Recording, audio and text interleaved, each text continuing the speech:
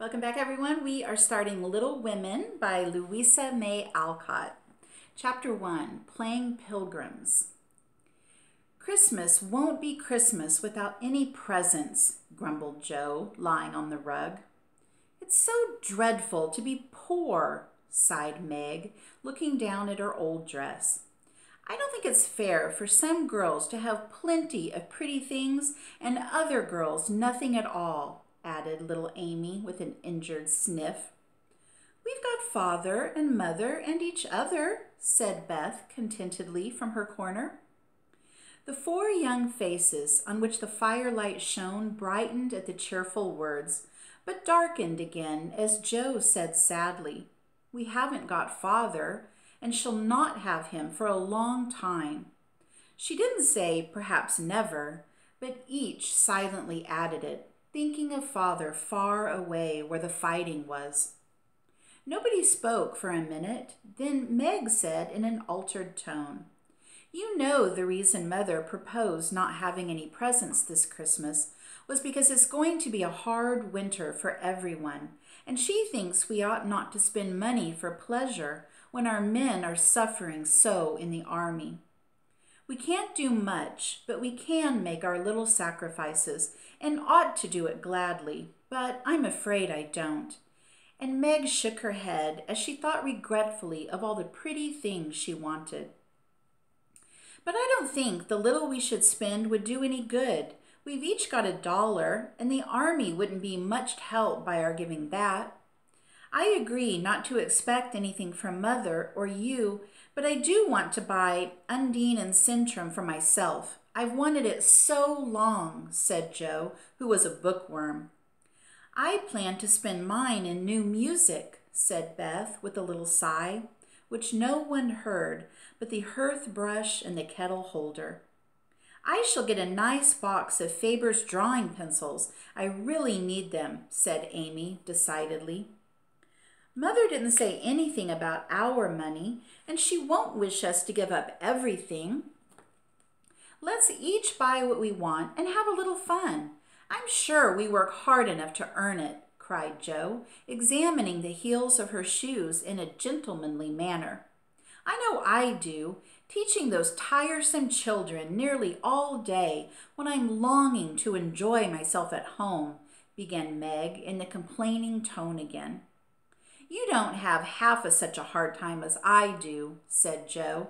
"How would you like to be shut up for hours with a nervous, fussy old lady who keeps you trotting, is never satisfied, and worries you till you're ready to fly out the window or cry? It's naughty to fret, but I do think washing dishes and keeping things tidy is the worst work in the world. It makes me cross, and my hands get so stiff I can't practice well at all." And Beth looked at her rough hands with a sigh that anyone could hear that time.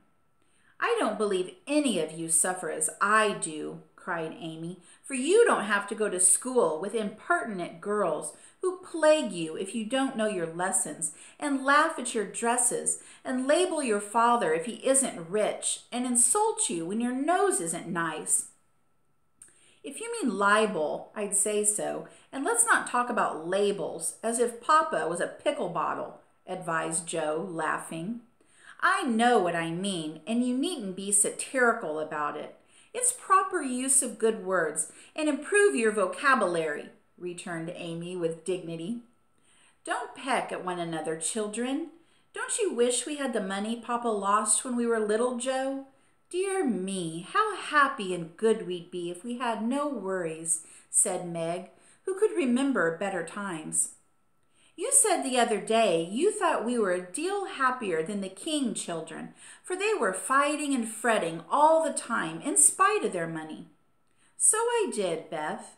Well, I think we are, for though we do have to work, we make fun of ourselves and are a pretty jolly set, as Joe would say." "Joe does use such slang words," observed Amy, with a reproving look at the long figure stretched on the rug. Joe immediately sat up, put her hands in her pockets, and began to whistle. "Don't, Joe, it's so boyish." "That's why I do it." I detest rude, unladylike girls. I hate affected, niminy-piminy chits. Birds in their little nests agree, sang Beth, the peacemaker, with such a funny face that both sharp voices softened to a laugh, and the pecking ended for that time. Really, girls, you are both to blame, said Meg, beginning to lecture in her elder sisterly fashion. You are old enough to leave off boyish tricks and to behave better, Josephine. It needn't matter so much when you were a little girl, but now you're so tall and turn up your hair, you should remember that you are a young lady. I'm not, and if turning up my hair makes me one, I'll wear it in 2 tails till I'm 20, cried Jo, pulling off her net and shaking down a chestnut mane. I hate to think I've got to grow up and be Miss March and wear long gowns and look as prim as a China aster. It's bad enough to be a girl anyway, when I like boys' games and work and manners. I can't get over my disappointment in not being a boy. And it's worse than ever now, for I'm dying to go and fight with Papa, and I can only stay at home and knit like a poky old woman. And Jo shook the blue army sock till the needles rattled like castanets and her ball bounded across the room. Poor Jo. It's too bad, but it can't be helped. So you must try to be contented and making your name boyish and playing brother to us girls, said Beth, stroking the rough head at her knee with a hand that all the dishwashing and dusting in the world could not make ungentle in its touch. As for you, Amy, continued Meg, you are altogether too particular and prim. Your airs are funny now, but you'll grow up an affected little goose if you don't take care. I like your nice manners and refined way of speaking when you don't try to be elegant, but your absurd words are as bad as Jo's slang. If Jo is a tomboy and Amy a goose, what am I, please? Asked Beth, ready to share the lecture. You're a dear and nothing else, answered Meg warmly, and no one contradicted her, for the mouse was the pet of the family. As young readers like to know how people look, we will take this moment to give them a little sketch of the 4 sisters, who sat knitting away in the twilight while the December snow fell quietly without and the fire crackled cheerfully within. It was a comfortable old room, though the carpet was faded and the furniture very plain. For a good picture or two hung on the walls, books filled with recesses, chrysanthemums and Christmas roses bloomed in the windows, and a pleasant atmosphere of home peace pervaded it. Margaret, the eldest of the 4, was 16 and very pretty, being plump with fair and large eyes, plenty of soft brown hair, a sweet mouth, and white hands, of which she was rather vain. 15-year-old Jo was very tall, thin, and brown, and reminded one of a colt, for she never seemed to know what to do with her long limbs, which were very much in her way. She had a decided mouth, a comical nose, and sharp gray eyes, which appeared to see everything, and were by turns fierce, funny, or thoughtful. Her long, thick hair was her one beauty, but it was usually bundled into a net, so to be out of her way.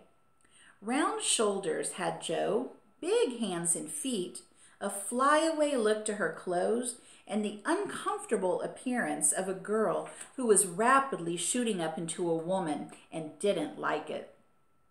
Elizabeth, or Beth, as everyone called her, was a rosy, smooth-haired, bright-eyed girl of 13, with a shy manner, a timid voice, and a peaceful expression which was seldom disturbed.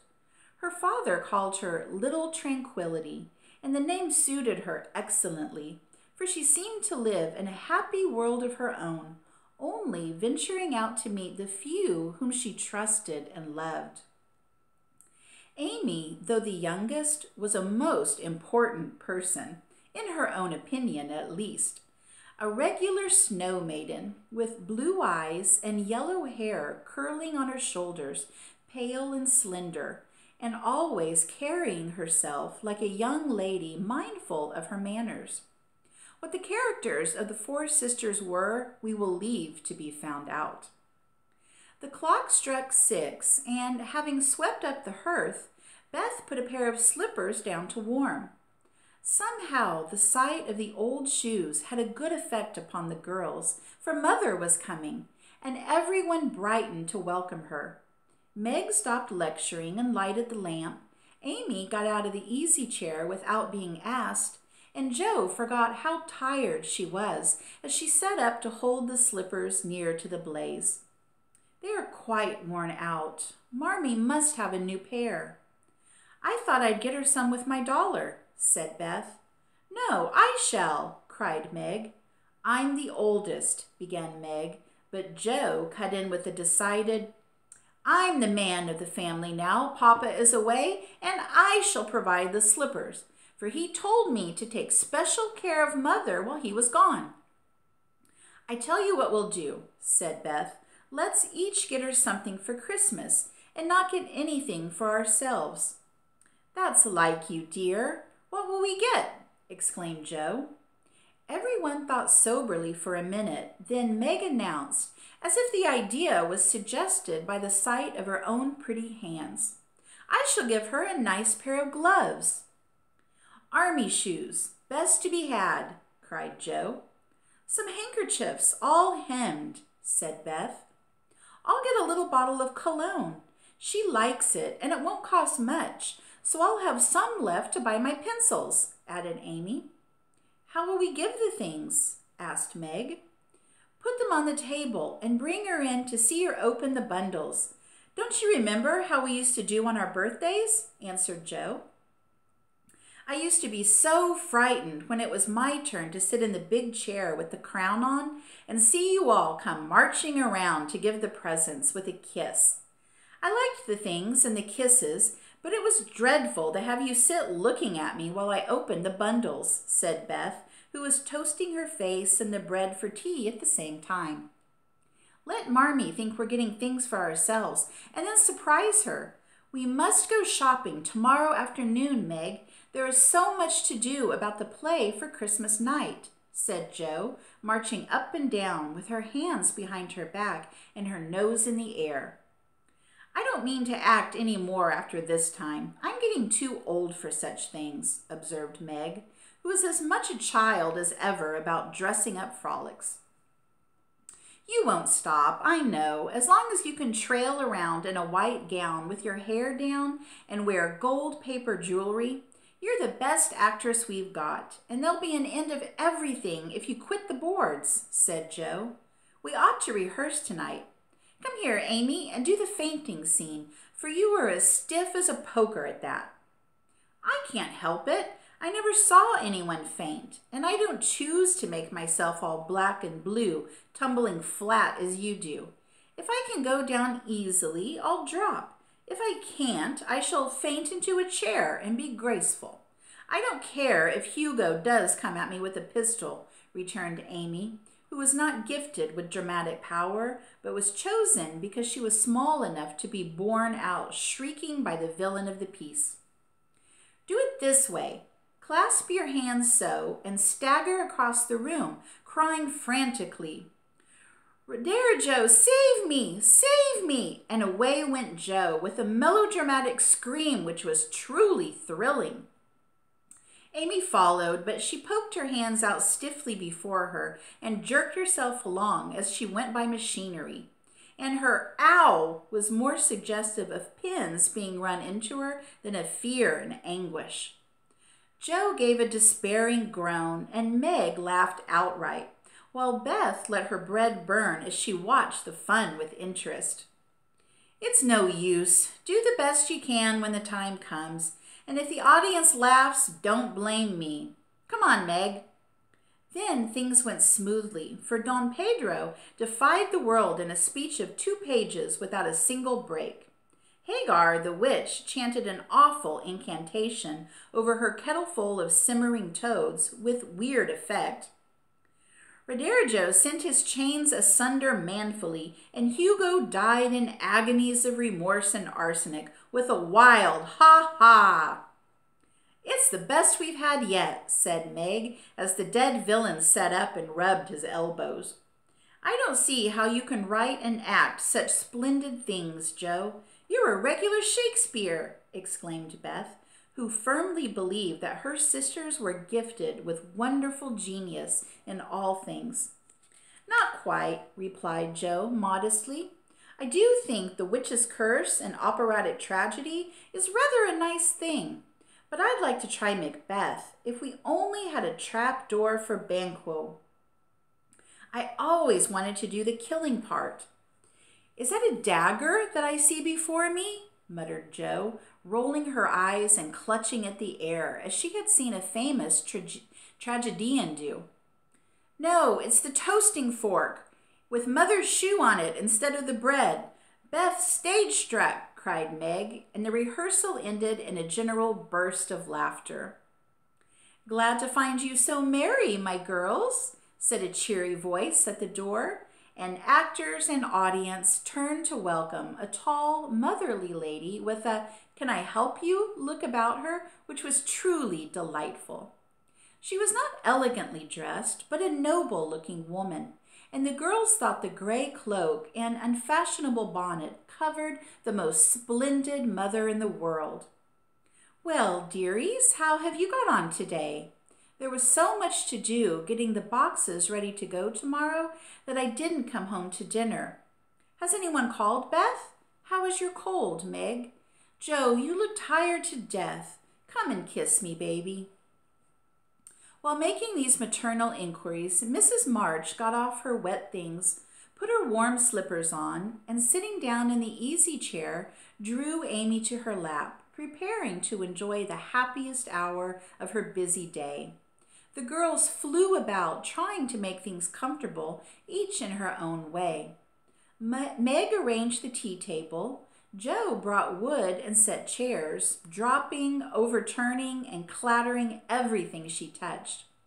Beth trotted to and fro between parlor and kitchen, quiet and busy, while Amy gave directions to everyone as she sat with her hands folded. As they gathered about the table, Mrs. March said, with a particularly happy face, I've got a treat for you after supper.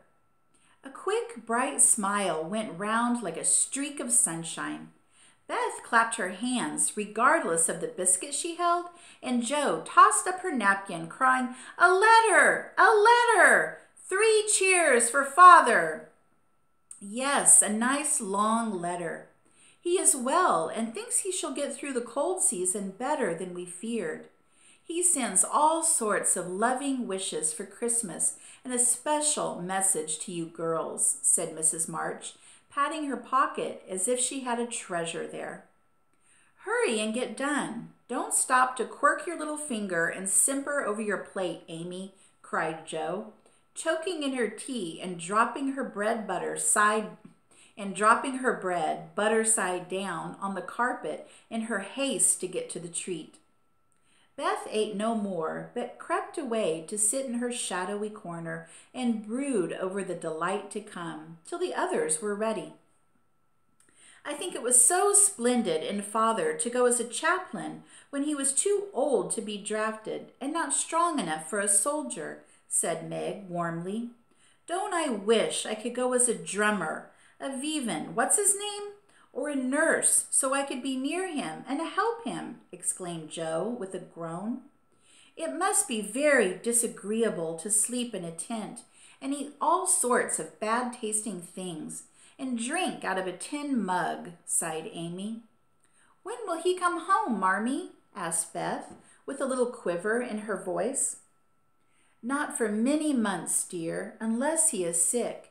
He will stay and do his work faithfully as long as he can, and we won't ask for him back a minute sooner than he can be spared. Now, come and hear the letter. They all drew to the fire, Mother in the big chair with Beth at her feet, Meg and Amy perched on either arm of the chair, and Joe leaning on the back where no one would see any sign of emotion, if the letter should happen to be touching.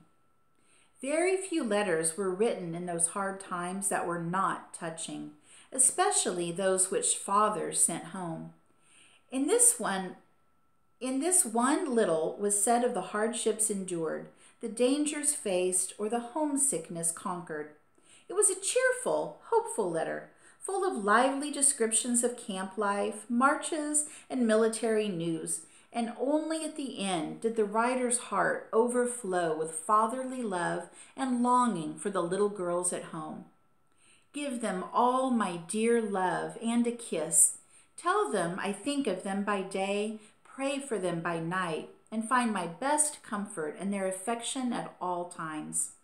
A year seems very long to wait before I see them, but remind them that while we may all work so that these hard days need not be wasted, I know they will remember all I said to them, that they will be loving children to you, will do their duty faithfully, fight their bosom enemies bravely, and conquer themselves so beautifully that when I come back to them, I may be fonder and prouder than ever of my little women. Everybody sniffed when they came to that part. Jo wasn't ashamed of the great tear that dropped off the end of her nose, and Amy never minded the rumpling of her curls as she hid her face on her mother's shoulder and sobbed out, "I am a selfish girl, but I'll truly try to be better so he mayn't be disappointed in me by and by." "We all will," cried Meg. "I think too much of my looks and hate to work, but won't any more if I can help it. I'll try and be what he loves to call me, a little woman, and not be rough and wild, but do my duty here instead of wanting to be somewhere else," said Jo, thinking that keeping her temper at home was a much harder task than facing a rebel or two down south. Beth said nothing, but wiped away her tears with the blue army sock and began to knit with all her might, losing no time in doing the duty that lay nearest her, while she resolved in her quiet little soul to be all that Father hoped to find her when the year brought round and the happy coming home. Mrs. March broke the silence that followed Jo's words by saying in her cheery voice, "Do you remember how you used to play Pilgrim's Progress when you were little things? Nothing delighted you more than to have me tie my piece bags on your backs for burdens, give you hats and sticks and rolls of paper, and let you travel through the house from the cellar, which was the city of destruction, up to the housetop, where you had all the lovely things you could collect to make a celestial city. What fun it was, especially going by the lions, fighting Apollyon, and passing through the valley where the hobgoblins were," said Jo. "I liked the place where the bundles fell off and tumbled downstairs," said Meg. "My favorite part was when we came out on the flat roof where our flowers and arbors and pretty things were, and all stood and sung for joy up there in the sunshine," said Beth, smiling, as if that pleasant moment had come back to her. "I don't remember much about it, except that I was afraid of the cellar and the dark entry, and always liked the cake and milk we had at the top. If I wasn't too old for such things, I'd rather like to play it over again," said Amy, who began to talk of renouncing childish things at the mature age of 12. "We never are too old for this, my dear, because it's a play we are playing all the time in one way or another. Our burdens are here, our road is before us, and the longing for goodness and happiness is the guide that leads us through many troubles and mistakes to the peace which is a true celestial city. Now, my little pilgrims, suppose you begin again, not in play, but in earnest, and see how far on you can get before Father comes home." "Really, Mother? Where are our bundles?" asked Amy, who was a very literal young lady. "Each of you told what your burden was just now, except Beth. I rather think she hasn't got any," said her mother. "Yes, I have. Mine is dishes and dusters, and envying girls with nice pianos, and being afraid of people." Beth's bundle was such a funny one that everybody wanted to laugh, but nobody did, for it would have hurt her feelings very much. "Let us do it," said Meg thoughtfully. "It's only another name for trying to be good, and the story may help us, for though we do not want to be good, it's hard work, and we forget and don't do our best. We were in the Slough of Despond tonight, and Mother came and pulled us out and helped it in the book. We ought to have our roll of directions, like Christian. What shall we do about that?" asked Joe, delighted with the fancy which lent a little romance to the very dull task of doing her duty. "Look under your pillows Christmas morning, and you will find your guidebook," replied Mrs. March. They talked over the new plan while old Hannah cleared the table, then came out the 4 little work baskets, and the needles flew as the girl made sheets for Aunt March. It was uninteresting sewing, but tonight no one grumbled. They adopted Joe's plan of dividing the long seams into 4 parts and calling the quarters Europe, Asia, Africa, and America, and in that way got on capitally, especially when they talked about the different countries as they stitched their way through them. At 9 they stopped work and sang, as usual, before they went to bed. No one but Beth could get much music out of the old piano, but she had a way of softly touching the yellow keys and making a pleasant accompaniment to the simple songs they sang. Meg had a voice like a flute, and she and her mother led the little choir. Amy chirped like a cricket, and Jo wandered through the airs at her own sweet will, always coming out at the wrong place with a croak or a quaver that spoiled the most pensive tune. They had always done this from the time they could lisp, "Crinkle, crinkle, little tar," and it had become a household custom, for the mother was a born singer. The first sound in the morning was her voice as she went about the house singing like a lark, and the last sound at night was the same cheery sound, for the girls never grew too old for that familiar lullaby. All right, that is the chapter 1. Join me soon for chapter 2, A Merry Christmas. Thanks for joining me, everybody, and I'll see you next time. Bye.